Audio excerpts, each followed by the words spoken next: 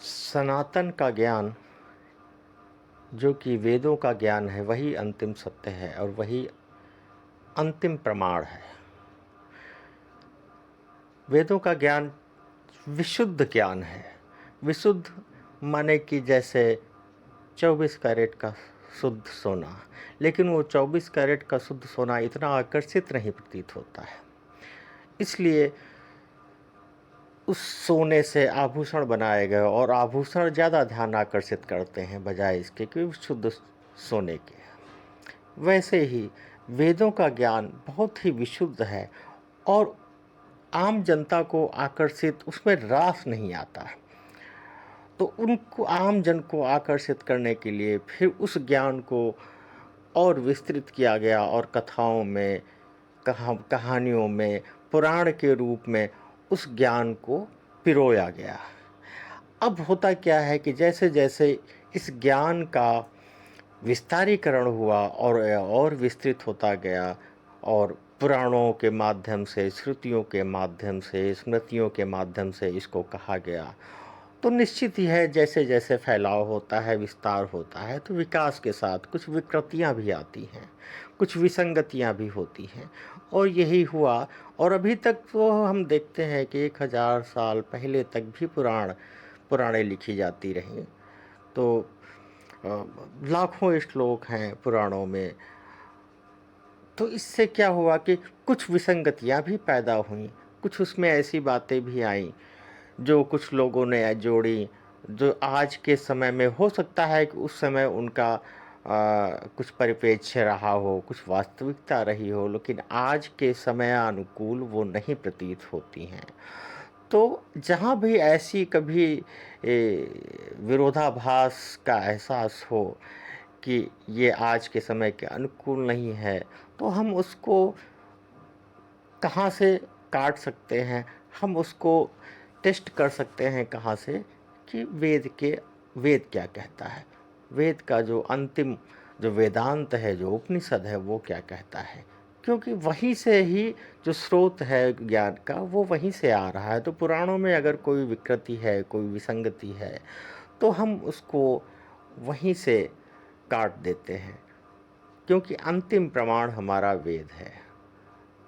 अंतिम प्रमाण हमारा वेद ही है, पुराण नहीं है।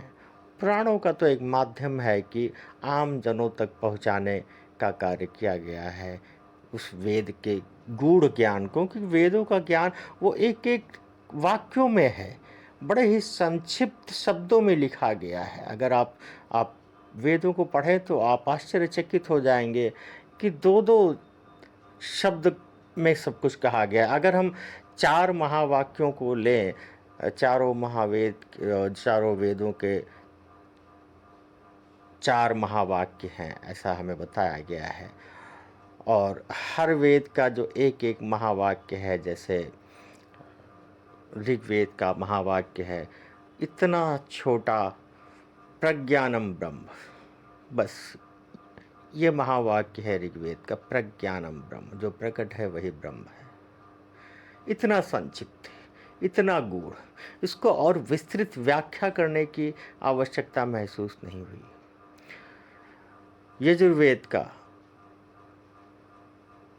अहम ब्रह्मास्मि,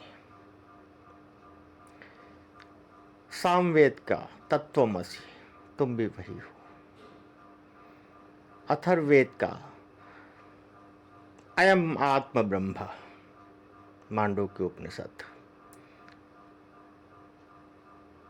ये आत्मा ही ब्रह्म है। बस इतना सब वाक्य, एक शब्द है, कहीं 2 शब्द हैं, कहीं कहीं आपको 3 शब्द मिलेंगे। तो इतने छोटे छोटे वाक्यों में इतना गूढ़ ज्ञान भर देना, तो उसको समझ पाना आम जनों के लिए थोड़ा सा मुश्किल हो सकता है। इसीलिए इसको फिर विस्तृत व्याख्या के रूप में, यहाँ तक कि जो पहली इस वेदों की व्याख्या हुई थी, जो ब्रह्मसूत्र जो लिखा गया हमारे व्यास जी द्वारा, जिन्हें हम वेदनारायण के नाम से जानते हैं, तो ब्रह्मसूत्र में भी वही है, छोटे छोटे वाक्य, छोटे छोटे शब्द। जैसे पहला सूत्र है अथा तो ब्रह्म जिज्ञासा, दूसरा सूत्र है ध्यानाच्च,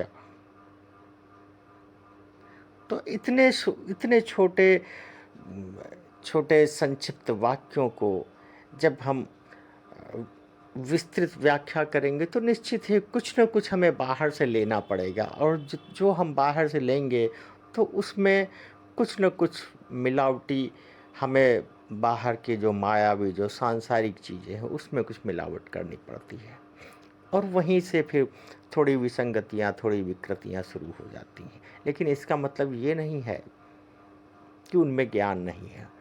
हाँ, ये है कि अगर आप वेद को जानते हैं, वेद के ज्ञान से परिचित हैं, तो फिर इनमें आपको विसंगतियाँ दिखाई नहीं दे, आप उनसे परे रहेंगे। ठीक वैसे ही जैसे कि जैसे कमल, वो कीचड़ में रह के भी उससे ऊपर रहता है, तो आप अछूते रहेंगे। तो जहाँ भी विरोधाभास हो तो वहाँ पे वेद ही अंतिम सत्य है, वेद ही प्रमाण है, और वेद का ज्ञान ही वेदांत। और फिर बाद में विसंगतियाँ और विकृत होती गईं जब इनको व्याख्या करने वाले लोगों ने अपने तरफ से उसमें और कुछ जोड़ते गए, और उसमें अपना भाव, अपनी मनोवृत्ति उसमें पिरोते गए। तो धीरे धीरे ये स्वाभाविक है कि उस जो गूढ़ ज्ञान से हम परे होते गए। देखिए, जो संक्षिप्तता है, जो सुंदरता है, वो संक्षिप्तता में ही होती है। एक इंग्लिश की पोएम है, शायद जॉन कीट्स ने कहा है कि ब्यूटी लाइज इन ब्रेविटी, संक्षिप्तता में ही ब्यूटी होती है। तो हम जितना संक्षिप्त होते हैं उतना ही वो सुंदर भी होता है और शुद्ध भी होता है। हम जैसे जैसे उसको फैलाव करते हैं, जैसे जैसे वो फैलता है वैसे वैसे उसकी शुद्धता में कमी आती जाती है। तो ये समय है कि हम थोड़ा कूड़ा करकट साफ करें, और जो सनातन का विरोध हो रहा है धर्म के रूप में या किसी भी रूप में, तो हम इसको ऐसे समझें कि सनातन का धर्म नहीं हो रहा है, लेकिन सनातन के रूप में जो थोड़ी कुरीतियाँ, जो इसमें विशुद्धियाँ आ गई हैं, शायद लोग उसी को सनातन समझ रहे हैं, क्योंकि लोगों तक यही परोसा जा रहा है। और इसलिए क्योंकि सनातन का ज्ञान तो है नहीं किसी को, जो परोसा जा रहा है वही वो जान रहे हैं कि यही सनातन है। तो इन विशुद्धियों को हम साफ करें और वापस फिर हम सनातन की ओर लौटें। यही जो 4 वाक्य हैं, महावाक्य हैं जो चारों वेदों के, उनमें आपस में कोई विरोध नहीं है। प्रज्ञानम ब्रह्म, अहम ब्रह्मास्मि, तत्त्वमसि और अयम आत्म ब्रह्म। ये जो 4 वाक्य, ये चारों वेदों में आपस में कहीं कोई विरोधाभास नहीं है। समय है कि हम वापस सनातन की ओर लौटें, बैक टू सनातन।